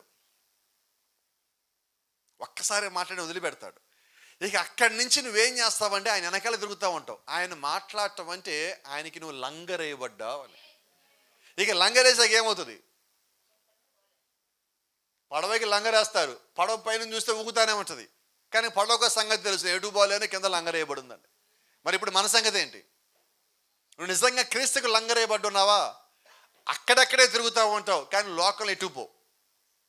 ఆ పడవ చెరువు లోపలికి పోదు, ఆ పడవ నది లోపలికి పోదు, ఆ పడవ సముద్రం లోపలికి పోదు. ఎక్కడై పడిందో మళ్ళా ఆ యజమాని వచ్చేదాకా అక్కడే ఉండాలి. లంగరేసినోడే లంగర్ తీయాల. మరి ఇప్పుడు లంగరేసిన ఎవరంటే ప్రభు అయిన యేసుక్రీస్తు అండి. మరి ఎవరు తీయాలంటే మళ్ళీ ఆయనే తీయాలి పడవ నడవాలంటే. కాబట్టి క్రీస్తులో దేవుడు నిన్ను కట్టినప్పుడు నువ్వు ఆయన పునాదికి లంగరు వేయబడ్డావు, ఆయన వాక్యానికి లంగరు వేయబడ్డావు, ఆయన యొక్క వర్తమానానికి లంగరు వేయబడ్డావు, ఆయన యొక్క బయలుపాటికి నువ్వు లంగరు వేయబడ్డావు. అది ఎప్పటి వరకు అంటే ఎత్తబాటు వచ్చేంత వరకు. ఒకసారి నువ్వు దేవుడు నిన్ను పట్టుకున్నాడా, ఆయన నిన్ను విడిచిపెట్టాడు. నువ్వు పారిపో, నువ్వు పరిగెత్తు, నువ్వు ఎంత దూరమైనా పో, నువ్వు ఆయన నుంచి దూరం పోలేవు. ఎందుకంటే ఆయన ఎంతవరకు చూడగలదో తెలుసా? భూ దిగంతముల వరకు. ఇప్పుడు చెప్పి ఎక్కడ దాకా పోగలవు? పరిగెద్దామా? మోషే పరిగెత్తాడు, అందరూ వెళ్ళాడు. ఐగుప్తు నుంచి పారిపోయి ఇథియోపియాలో ఉన్నాడు, అయినా దేవుడు చూస్తున్నాడే. యోనా పారిపోయాడు, ఇటు వెళ్ళమని ఇటు వెళ్ళాడు, అయినా దేవుడు చూస్తున్నాడే. మరి మన సంగతి ఏంటి? ఈరోజు దేవుడి చిత్తంలో నీవు ఉండగా, దేవుడు ఒక ఆలోచనలో నీవు ఉండగా, నువ్వు ఎక్కడికి పారిపోయినా నువ్వు దేవుడి దృష్టి నుంచి తప్పించుకోలేవు. ఈ సంగతి మనకి అర్థమయ్యాక మనం ఏం చేయాలి తెలుసా? నేను ఎక్కడికి పోయినా తప్పించుకోలేను కాబట్టి నేనే దగ్గరికి వచ్చేస్తాను ప్రభువా. ఎంత బాగుంది పదం. ఎక్కడికి వెళ్ళా ఆయన నుంచి దూరంగా పోలేవు. ఆమేన్. ఇప్పుడు పేతురు పరిస్థితి ఏంటి? ఆ కార్యాలు చూడగా నేను పాపి నా నుంచి పారిపో ప్రభు, నా నుంచి వెళ్ళిపో ప్రభు అంటున్నాడు. అంటే పేతురి మీద సిగ్గేసింది. రెండు, దేవుడు ఒక్కసారి ఒక కార్యం చేయగానే పేతురు మనసులో ఒక భావన వచ్చింది. ఏంటంటే నేను సరైన వ్యక్తిని కాదు. Praise the Lord. ఇది కదా నిజంగా మనం చర్చిలోకి వచ్చాక దేవుడు నిజంగా నాతో మాట్లాడు అంటే మొట్టమొదటిగా రావాల్సిన ఆలోచన. ఈ ఆలోచన వచ్చింది మొదలుకొని దేవుడు నీతో పాటు నివాసం చేస్తున్నాడు. ఎప్పుడు నివాసం చేస్తాడు ఆయన? ఆ మాట నీ నోట్లోంచి వచ్చింది చూసావా? ప్రభువా నేను పాపిని. అది ఒప్పుకోవడం జరగాలి అంటే అది సమర్పణలో మొట్టమొదటి అడుగండి. మొట్టమొదటి అడుగు నువ్వు ఒప్పుదల కలిగి ఉండటము. ఈ రోజంతా బాగా గడిచిందని ఇంటి దగ్గరికి వచ్చి మనం ప్రార్థన చేస్తున్నాం. చాలాసార్లు గుర్తు చేసుకోండి, మనం చేసే ప్రార్థనలు ఏముంటుంది తెలుసా? ప్రభువా ఈరోజు అనుకోకుండా ఈ పొరపాటు చేశాను, క్షమించు ప్రభువా. సాయంత్రానికి ఆ ప్రార్థన దాదాపు ఇంచుమించుగా దేవుని పిల్లలు ప్రతి ఇంట్లో ఆ రోజు ఏం చేస్తారో వాళ్ళకి తెలుసు కాబట్టి వచ్చి ప్రార్థించేటప్పుడు వారు చేసి ఒప్పుకునేవాళ్ళు ఉన్నారు. ఇదే ప్రార్థన రోజు చేస్తామంటే దేవుడు నచ్చుద్దా అంటున్నా? నచ్చదు. ఎందుకు కారణం? నిన్నేం చేసావు? సరే పొద్దున్న చేసే ప్రార్థన ఏంటి? పొద్దున్న చేసే ప్రార్థనలో రెండు జ్ఞాపకం చేసుకోవాలండి. ఒకటి, నువ్వు ఉదయం లేచేసరికి నువ్వు జీవించున్నావు, కృతజ్ఞత తెలియజేయ. ఫస్ట్ రాత్రంతా నేను పడుకున్నా, పొద్దున్న లేచా. మనలాగా లేవని వాళ్ళు ఎంతమంది ఏమయ్యారో తెలియదు పొద్దునకి. ఆ న్యూస్లో మనం చూస్తున్నాం. కాబట్టి దేవుడికి కృతజ్ఞత చెల్లించాలి. రెండోది ఏంటి? ఈరోజు మళ్ళా పడుకునే ముందు ప్రార్థన చేసేంత వరకు నాకు తోడుగా నడిపించు ప్రభా. నాలో అబద్ధం రానిమాక, మోసం రానిమాక, యథార్థంగా ఉండేలా నుంచు, వాక్యానుసారంగా ఉండేలా నుంచు, నా హృదయం పూర్తిగా నీకు సమర్పించుకునేలాగా నా జీవితాన్ని ఉంచు ప్రభా. Praise the lord. కాలేబు ఐగుప్తు నుంచి బయటకు వచ్చిన తర్వాత యెహోషువ దగ్గరికి వచ్చి ఒక మాట అడిగాడు, జ్ఞాపకం ఉన్నదా? ఆ కొండ నాకు ఇమ్మన్నాడు. మోషేతో యెహోవా సెలవిచ్చినట్టుగా ఆ కొండ నాకు ఇచ్చే. కాలేబుతో యెహోషువ అన్నాడు, కాలేబు అక్కడ పెద్ద పెద్దోళ్ళు ఉన్నారు, జైంట్లు వాళ్ళ ముందు మనం చిన్నవాళ్ళం, జ్ఞాపకం చేసుకో నువ్వు అని యెహోషువ చెప్పబోతాడంటే కాలేబు అన్న మాటలు జ్ఞాపకం ఉన్నాయా మీకు? నా పూర్ణ మనసుతో, నా పూర్ణాత్మతో, నా పూర్ణ బలముతో నేను యెహోవాని వెంబడించితిని. నేను బయలుదేరినప్పుడు ఎట్టి బలము కలిగి ఉన్నానో నేడును అదే బలము కలిగి ఉన్నా. అప్పుడు 40 ఏళ్ళు అయితే ఇప్పుడు ఆయనకి 85 ఏళ్ళు. మరి ఈరోజు మన సంగతి ఏంటి? ఎందుకు ఆ మాట చెప్పానంటే పూర్ణ బలము, పూర్ణాత్మ, పూర్ణ మనసు, పూర్ణ హృదయం అంటే దేవుడికి పూర్తిగా సమర్పించేసుకున్నాడు. అంటే పూర్తిగా సమర్పించుకున్న బలం ఎలాగుంటుంది? తగ్గింది ఎక్కడన్నా? అంటే మొదటి రోజు ఎలాగున్నాడో చివరి రోజు అలాగే ఉన్నాడు. అవునా కదా? రైట్. ఇప్పుడు మనం జ్ఞాపకం చేసుకుందాం. మనం ప్రార్థనలో కూర్చుంటాం, చర్చిలోకి వచ్చేటప్పుడు ఎలాగుంటాం? చర్చిని వెళ్ళేటప్పుడు ఎలాగుంటాం? కొన్నిసార్లు 2 గంటలకి వృద్ధులైపోతాం మనం. కారణం ఏంటి? వాక్యము నిన్ను బలపరచాలా. నువ్వు సంఘానికి వచ్చావు అంటే, ప్రార్థనలో ఉన్నావు అంటే నీలోంచి ఒక మంట మండేదిగా ఎప్పుడు ఉండాలి. అది దేవుడు నీలో ఉన్నాడంటానికి రుజువై ఉన్నది. Praise the Lord. దేవుని నామానికి మహిమ కలుగును గాక. గమనించండి, పేతురుని దేవుడు పిలిచినప్పుడు పేతురు ఒక ఆలోచన అంతా ఇంకా లోకంలోనే ఉన్నాయి. ఒకసారి నేను మాట్లాడిన తర్వాత పేతురు మనసు ఒప్పుదలకి ఎప్పుడైతే వచ్చినదో మీరు గమనిస్తే, పేతురు నువ్వు నా వెనకాల రమ్మనగానే పేతురు చెప్పిన మాట ఏంటి? నేను రానన్నాడా? మీరు గమనించండి, తర్వాత ఎప్పుడన్నా కూడా దేవుడు మళ్ళా పేతురు నా వెనకాల రాన్నాడా? అలా ఎన్నిసార్లు పిలిచాడు? మరి మనల్ని గట్టిగా చెప్పండి. ప్రతి ఆదివారం, ప్రతి శుక్రవారం, వాక్యం విన్న ప్రతిసారి, ఇంట్లో ఉన్న బైబిల్ చదువుతున్న ప్రతిసారి దేవుడు పిలుస్తూనే ఉన్నాడు. అంటే ఒక రకంగా మాట్లాడితే పేతురు మొండోడు, ఇంకో రకంగా మాట్లాడితే దేవుడిని తప్ప ఇంకెవరు నమ్మని మూర్ఖుడు. అట్లాంటి వాడిని దేవుడు ఒకసారి పిలిచాడే, మరి మనల్ని ఎందుకు ఎన్నిసార్లు పిలుస్తున్నాడు? కారణం చెప్తాను నాకు ఒకసారి. అమ్మా ఏంటి మనం అంతేనా? ఇప్పుడు మనం ఎవరి దగ్గర మనం మూర్ఖత్వం కలిగి ఉన్నామని చెప్పనా? కోప్పడకపోతే దేవుడి దగ్గర కలిగి ఉన్నాం. ఒకసారి తండ్రి 2 సార్లు పిలిస్తే ఆ కుర్రోడు లేదా కొడుకు రాకపోతే తండ్రి కోపం వస్తుందా రాదా? 2 సార్లు పిలిస్తేనే. 3వ సారి పిలవటాలే ఉండవు, సౌండ్లు వస్తాయి. మరి ఇప్పుడు దేవుడి సంగతి ఏంటి? ఇక్కడ కూడా అంతేనండి. ఇక్కడ సౌండ్లు రావు, జీవితాలు ఎదురు దెబ్బలు వస్తాయి. అవి రాకుండా ఉండటం కొరకే మనకి సంఘం ఉన్నదండి. ఎందుకు సంఘం ఉన్నదంటే మన జీవితంలో రాబోయేదాన్ని తప్పించుకోవడానికి దేవుడు ఏర్పరిచిన మార్గము సంఘము, సంఘం యొక్క ఆరాధన. ఇక్కడి నుంచి వాక్యం తీసుకున్నప్పుడు మన జీవితానికి అన్వయించుకుంటూ, మన జీవితాన్ని సరి చేసుకుంటూ ముందుకు పోవాలి. మనం వాక్యం వింటున్నాం, ఈరోజు వాక్యాన్ని వాక్యంలాగా తీసుకుంటున్నాం, మాటల్ని మాటలాగా తీసుకుంటున్నాం, ప్రసంగంలాగే. పాస్టర్ గారు ప్రసంగం అంటే చర్చిలోనే, ఇంటికి వచ్చాక గుమ్మం దాటాక చెప్పులు వేసుకుని బయటికి వెళ్ళాక ఇక అక్కడే వదిలిపెట్టండి. ఇది ఇక్కడ వదిలిపెట్టేది కాదండి. మనం ఉన్న కాలంలో మన మాటల్ని సంఘంలో వదిలిపెట్టేది కాదు. సంఘంలోంచి బయటికి వెళ్ళాక బయట ప్రపంచాన్ని వదిలిపెట్టి వాక్యమని లోపల పెట్టుకుని నువ్వు తిరగాల. నువ్వు వాక్యంలోంచి వచ్చిన వెలుగై ఉన్నావు, నువ్వు దేవునిలో కట్టబడిన వాక్యమై ఉన్నావు. ఇది దేవుడు కట్టిన పునాది. ఆ పునాదిలో నీ ఉండగా లోకం యొక్క ప్రభావము నీ మీద పనిచేయద్దు. ఇది ఎలాగ సాధ్యమో మొట్టమొదటి చెప్తున్నమాట, నీ ఆలోచన దేవుడికి ఇవ్వు. ఇది అసాధ్యమేమి కాదండి, సాధ్యమే, అయితే కష్టం. ఎలీషాను ఒక మాట అడిగాడు, నేను పైనుంచి నీ నుంచి తీసేయబడినప్పుడు నేను పైకి వెళ్ళాక మరలా నీకు కనపడని ఎడలా నువ్వు అడిగింది నువ్వు పొందుకుంటావు. ఇప్పుడు ఎలీషా ఎక్కడున్నాడు? యోర్దాను అంటే మరణం. ఇప్పుడు ఈరోజు మనం ఎక్కడున్నాం? సాతాను ఏదేను అంటే మరణం. ఇప్పుడు మనం ఎక్కడుంటే మనం ఏం చేయాలంటే మనకి ఇచ్చిన వాగ్దానం చూడాలి. నువ్వు వాగ్దానం చూడాలంటే నువ్వు కళ్ళు ఇలా పెడితే నీకు కనబడదు. అది నీ పూర్ణ ఆలోచన, నీ పూర్ణ బలము, నీ శక్తి, నీకున్న జ్ఞానము, ఏకాగ్రత మొత్తం దాని మీద ఉన్నప్పుడే నువ్వు మళ్ళా చూడగలుగుతావు. అప్పుడు నువ్వు అడిగింది పొందుకోగలుగుతావు. ఎలీషా ఏమడిగాడు ఏలియా నుంచి అంటే, నీలో ఉన్న ఆత్మ నాకు కావాలి.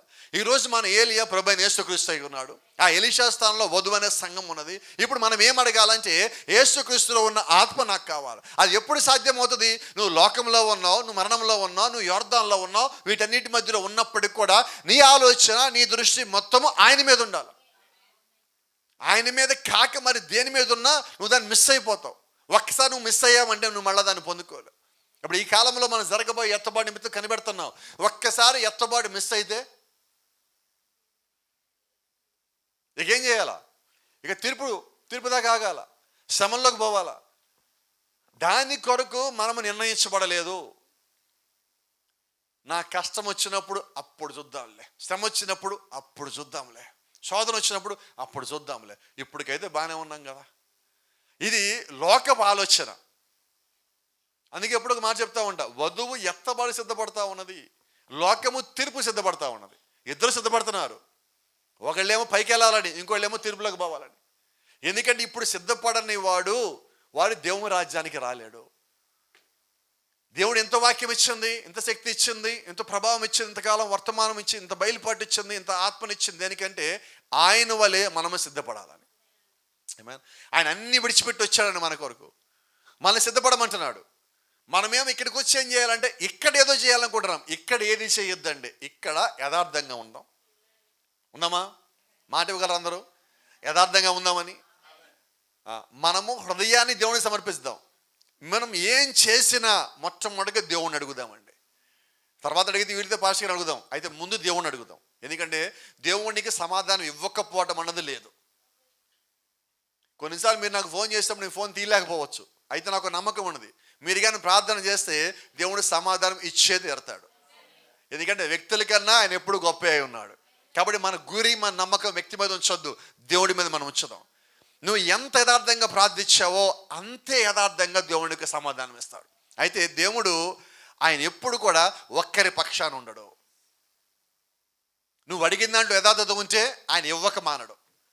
నువ్వు అడిగినప్పుడు నీ హృదయము వాక్యానుసారంగా ఉంటే నీకు ఇవ్వక మానడు. అయితే నువ్వు అడిగేది దేవుని చిత్తమై ఉండాలి. Praise the lord. 5 ఏళ్ళ పిల్లోడు ప్రభువా నాకు పెళ్లి చేయని ప్రార్థన చేస్తే చెప్పండి, వాడు ఎంత యథార్థంగా ప్రార్థించినా ఇస్తాడు, చేస్తాడు. ఎప్పుడు? అది ఇప్పటికి అవ్వదు. అలాగే కొన్నిసార్లు మనం ప్రార్థనలు ఏం చేస్తామంటే ఎప్పుడో కావాల్సి ఇప్పుడు అడుగుతూ ఉంటాం మనం. అందుకని మనకి ఆలస్యం అవుతాయి. కాబట్టి నువ్వు అడిగేది ఏంటో నీకు తెలియాల. వివేచన మనం కలిగి ఉండాలి. అడిగేటప్పుడు ఏమి దేవుణ్ణి అడుగుతున్నాం, ఎందుకు దేవుణ్ణి అడుగుతున్నాం, ఎలాగ దేవుణ్ణి అడగాలి, అడిగే ముందు నేను ఎలాగ జీవించాలి, ఇవన్నీ కూడా మనం పరిగణలోకి తీసుకోవాలి. ఇవేమీ లేకుండా నేను ప్రార్థిస్తానండి, నేను కన్నీరు కావస్తాను, నేను ఉపవాసం ఉన్నాను, దేవుడు నాకు చేయట్లేదంటే అప్పటికప్పుడు మనది ఏంటంటే ఇన్స్టెంట్ భక్తి. మీకు ఇన్స్టెంట్ భక్తి అంటే తెలియకపోవచ్చు కొద్దిమందికి. గతంలో కాఫీ పెట్టాలంటే ఏం చేసేవాళ్ళు ఇళ్ళల్లో? పొడి తీసుకొచ్చి, అంతకుముందు అయితే పొడిలో వాళ్ళు గింజలు దంచి అప్పటికప్పుడు దంచి దాన్ని తీసుకొచ్చి వేడి నీళ్ళలో పోసి దాన్ని మరగబెట్టి దాంట్లో తీసి దాన్ని మళ్ళీ ఉడకట్టి దాంట్లో పాలు కలిపి ఇచ్చేవాళ్ళు. ఇప్పుడు చెప్పండి, ఎంతమంది వచ్చారు ఇంటికి? 4 అయితే 4 కప్పులు పెట్టు. ఏమయ్యాలా? బ్రూ ప్యాకెట్ చింపు, దానిలో వెయ్యి, పాలు పోయి వెయ్యి, ఒక అరస్పూను తిప్పు, 2 సార్లు పైకి కింద తీసుకెళ్ళి ఇచ్చేయి. ఎంత స్పీడ్గా వచ్చింది ఏంటి? ఇన్స్టెంట్ కాఫీ అండి. ఈరోజు భక్తి ఏంటి ఎంత స్పీడ్గా వచ్చింది? ఇన్స్టెంట్ రెడీమేడ్ కావాలి మనకి. ఎక్కువసేపు మనం వెయిట్ చేయలేమండి ప్రార్థనలో. ఇది బాధ కలిగించేదే, సంతోషం కలిగించేది కాదు. ఇన్స్టెంట్ కాఫీ ఏంటంటే అది ఫిల్టర్ కాఫీ లాగా నీకు భ్రమకు గురి చేస్తుంది. అవునా? ఇప్పుడు మనం ఏం చేసుకోవడం అంటే మనకి భ్రమకు గురి చేసుకుంటున్నాం ఇన్స్టెంట్ భక్తిలోకి వచ్చి మనం. నేను చాలా భక్తిపరుడిని. ఈ వారం అంతా ఏం చేయలేదండి. నాకు ఒక స్నేహితుడు ఉన్నాడు, ఎప్పుడైనా ఫోన్ చేస్తే తాగడం మానేసావా అంటే, తాగి 2 రోజులు ఏం తెలుసా అంటాడు. నేను మానేసా అంటాడు ఫస్ట్. ఎప్పటి నుంచి మానేసావంట? 2 రోజులు ఏందంటాడు. ఇదేం భక్తి అంటున్నా, ఇదేం జీవితం అంటున్నా, ఇదేం మాట తీరు, ఇదేం సమాధానం? మనం కూడా చెప్తా ఉండే దేవుడికి, ప్రభా నేను ఈ 2 రోజుల నుంచి ఏమీ చేయలేదు, తప్పేం చేయలేదు ప్రభా, ఒక్క అబద్ధం మాట్లాడదు ప్రభా, నాకు ఎందుకు చేయు ప్రభా అని అడుగుతున్నాను దేవుడిని. ఎన్ని రోజుల నుంచి? అది కూడా కష్టం అనుకోండి, అయినా కూడా చెప్తున్నావు. అంటే ఇట్లాంటి భక్తి దేవుడికి నచ్చదు. ఇది నీ హృదయ సమర్పణ కలిగినది కాదు. నీ హృదయ సమర్పణ అంటే ఏంటో చెప్పనా?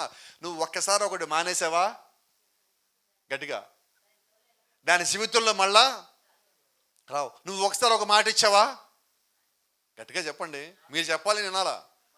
ఒకసారి మాట ఇచ్చాక, నేను మాట ఇచ్చాను కాబట్టి నేను క్రైస్తవుడు దానికి కట్టుబడి ఉండాలా. నాకు ఒకసారి ఇది నో అంటే ఇక లైఫ్ లాంగ్ నోనే. అది దేవుడికి ఇష్టం లేదు అని కన్ఫర్మేషన్ అయిన తర్వాత నువ్వు నో అన్నావా, దాన్ని పక్కన పడేయటమే.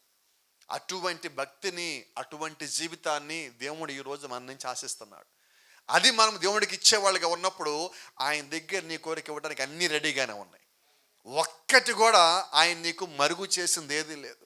ఇక్కడ మన అందరూ కూడా సంగతి తెలుసండి, దేవుడు నీ కోరిక ఏం దాచిపెట్టాడో తెలుసు, ఆయన ఏమి ఇవ్వగలడో కూడా తెలుసు, ఏమి చేయగలడో కూడా తెలుసు. అయితే ఆయన దగ్గర నుంచి తీసుకోవడంలో మనం ఫెయిల్ అవుతున్నాం. ఆ ఫెయిల్ అవ్వకుండా ఉండాలంటే నువ్వు ఎక్కడ ఉండాలో అక్కడే స్థిరముగా ఉండు. నీ ప్రార్థనలో స్థిరముగా ఉండు, విశ్వాసంలో స్థిరముగా ఉండు, నమ్మకంలో స్థిరముగా ఉండు. ప్రతి దాంట్లో దేంట్లో తొలగిపోవటానికి అపవాదిని ప్రయత్నించిన దాంట్లోనూ మరీ బలంగా ఉండు. అప్పుడు దేవుడు ఆశీర్వాదం ఎదురుగా ఎక్కడికి పోవాలా, ఆ దేవుని ఎదురుగా ఎక్కడికి రావాలా. నీ కుటుంబాన్ని వాడు కదిలించలేడు. కుటుంబంలో ఒక్కడు యథార్థంగా నిలబడ్డా, ఒక్కడు చాలండి. కుటుంబంలో, మన కుటుంబంలో ప్రార్థించేటప్పుడు మనకు నమ్మకం ఉన్నది. మన ఇంట్లో సమస్య వచ్చినప్పుడు మనం ఏం చేస్తాం తెలుసా, ఆ కొంచెం కొద్దిగా గొప్ప ఇంట్లో నమ్మకంగా ఉండేవాడిని ప్రార్థన దగ్గరికి చేసేవాడి దగ్గరికి పోయామంటామంటే, నా కోసం ప్రార్థన చేయవా అంట. ఎందుకు? మనకు సంగతి తెలుసండి, యథార్థవంతుల ప్రార్థన దేవుడు ఆలకిస్తాడు. ఎప్పుడు నీకు గుర్తొచ్చేది యథార్థవంతుడని? నాకు సమస్య వచ్చినప్పుడు. అది యథార్థవంతంగా వాడు ప్రార్థన చేస్తున్నాడు కదా, నీ కుటుంబంలో ఒకడు కదా, మరి నువ్వు కూడా అలాగే చేయొచ్చు కదా. No no no no no అవుదు. అదే అంటున్నా, ఒకరి ఇంట్లో మోకాలితే అందరూ మోకరిల్లండి. ఒకళ్ళ ఇంట్లో ప్రార్థనలో కూర్చుంటే అందరూ ప్రార్థనలో ఉండండి. ఒకళ్ళు బైబిల్ చదువుతా ఉంటే అందరూ పక్కన కూర్చోండి. ఒకరు స్టార్ట్ చేసే ప్రార్థనా సంగతులు ఏదైనా కుటుంబం మొత్తం ఒకటైపోండి. ఇప్పుడు ఆ కుటుంబాన్ని కదిలిచ్చేవాడు ఎవడు? ఏ అపవాది ఆ కుటుంబం దగ్గరికి రాలేడండి. ఎందుకంటే మీ చుట్టూ అప్పటికే దేవుడు యొక్క శక్తి ఆవరించి ఉంటుంది. ఎక్కడ ప్రార్థన జరుగుతూ ఉన్నదో ఆ కుటుంబం దగ్గర దేవుని దూతలు కావాలి ఉండరా? మరి ఎక్కడైతే ఒక యథార్థవంతుడు ఉంటే దేవుడు అక్కడ ఉండడా? అబ్రహాము ఏమడిగాడు దేవుణ్ణి, అయ్యా అక్కడ సొదొమ గొమొర్రాలో 100 మంది నీతిమంతులు ఉంటే కాల్చకుందువా? కాల్చను. మరి కాల్చకుండాలంటే ఎవరు రావాలా? దేవుడు దూతలు అక్కడ ఉండాలి. అబ్రహాము ప్రార్థన ఆలకించి దేవుడు లోతుని కాపాడాడు, అవునా? మరి మన కుటుంబంలో అబ్రహాములు ఎవరు? రహస్యం చెప్పనా, అబ్రహాము లోతు ఒకటే కుటుంబం. మరి ఇప్పుడు మన కుటుంబంలో అబ్రహాం ఎవరు, లోతు ఎవరు? ప్రార్థించేవాడు, దేవుడి దగ్గర బతిమలాడుకునేవాడు, తన కుటుంబాన్ని కాపాడుకోవాలనుకునేవాడు అబ్రహాం అయి ఉన్నాడు. మరి ఈరోజు మన కుటుంబంలో అబ్రహాం ఎవరు? ఎవరు అడుగుతున్నారు దేవుణ్ణి? అబ్రహాం అడిగినట్టు. లోతు సరిగా ఉండని తెలుసు అబ్రహాంకి, తెలీదా? యథార్థవంతుడు కాదని తెలుసా, తెలీదా? లోతు లోక సంబంధం తెలుసా, తెలీదా? అయితే కానీ అబ్రహాం వదిలిపెడుతున్నాడా? ఇప్పుడు నిజంగా కుటుంబ సభ్యులు మంచోళ్ళు కానీ చెడ్డోళ్ళు కానీ నీలో కానీ అబ్రహాం యొక్క గుణలక్షణం ఉంటే నువ్వేం చేస్తావు తెలుసా? గట్టిగా చెప్పండి. ఎందుకు అబ్రహాం ప్రార్థించాడు చెప్పగలరా? అబ్రహాంకి సొంతది ఏదీ లేదండి. మొత్తాన్ని దేవుడికి తనకున్న హృదయాన్ని మొత్తం సమర్పించేసుకున్నాడు. ఇప్పుడు అబ్రహాం ఏం కలిగి ఉన్నాడు? ఏమీ లేడు. కలిగి చిన్నది ఒకటే, నాతో పాటు వచ్చారు కదా ప్రభువా, నశించిపోకుండా ఉంచు ప్రభువా. సరే అబ్రహాం నీ మాట కాదని పో. 100 మంది ఉంటే ఏం చేయను పో, 50 మంది ఉంటే ఆయన ఏం చేయను పో, 25 మంది ఉంటే ఆయన ఏమి చేయరు, 10 మంది ఉంటే. ఎందుకు అబ్రహాం ఇలాగ అడుగుతున్నాడు? సొదొమ గొమొర్రా పట్టణాలు పెద్దయ్యి అండి, గుంటూరు విజయవాడ కన్నా పెద్దయ్యి. ఏమడుగుతున్నాడు? అంతమందిలో 10 మంది ఉండరా? తెలుసు అబ్రహాంకి 100 మంది ఉండరని, 50 మంది ఉండరని తెలుసు. మరి లౌకిక సంఘాల సంగతి ఏంటి? మీ గతంలో కూడా చెప్పాను, లౌకిక సంఘాల బొమ్మగారు మీరు చూసినట్టయితే ఆ సర్కిల్ మొత్తం పూర్తి నలుపు ఉన్నప్పుడు ప్రాఫిట్ బతిమలాడుకుంటున్నాడు, అయ్యా నన్ను ఈ సంఘాలంగా దూతగేసావే, వర్తమానం చెప్పమన్నావే, చిన్న కూడా తెలుపు లేకపోతే బోధించే ప్రయోజనం ఏంటి? అక్కడ అబ్రహాం ఏం చేస్తున్నాడు? నాతో పాటు వచ్చాడు లోతు లోక సంబంధే, లోక వెనకాల తిరుగుతాడు, అధికారం అంటాడు, రాజకీయాలు అన్ని వెనకాల తిరుగుతాడు. అయినప్పటికీ ప్రభువా నువ్వు కొంచెం కనికరం చూపిస్తే లోతును కాపాడుకుంటాం. Praise the lord. అప్పుడు కదా ఆ దూత కొంచెం చెరిపి ఆ వైట్ మనకిచ్చింది. ఆ వైటే లేకపోతే మన పరిస్థితి ఏంటి? ఆ తెలుపు లేకపోతే చేసిన భక్తి అంత ప్రయోజనం లేకుండా అయ్యేది. ఇప్పుడు ఎవరో ఒకరు బతిమలాడుకుంటేనే మనకి ఈ పరిస్థితి. అవునా? అబ్రహాం బతిమలాడుకుంటేనే లోతు, ఈ కలప దూత మాటలు బతిమలాడుకుంటేనే మనం. మరి మనము మన కుటుంబ సభ్యుల గురించి నిజంగా దేవుడి దగ్గర అలాగుంటున్నామా? దానికి ముందు నేను యథార్థంగా ఉండాలా, ఆ తర్వాత నా కుటుంబం గురించి అడగాల. చేద్దాం ఈ రోజు నుంచే ఖచ్చితంగా ఒక అడుగు ముందుకు వేసినట్టే అనుకుంటున్నా. Praise the Lord. God bless you. దేవుడు మిమ్మల్ని దీవించును గాక.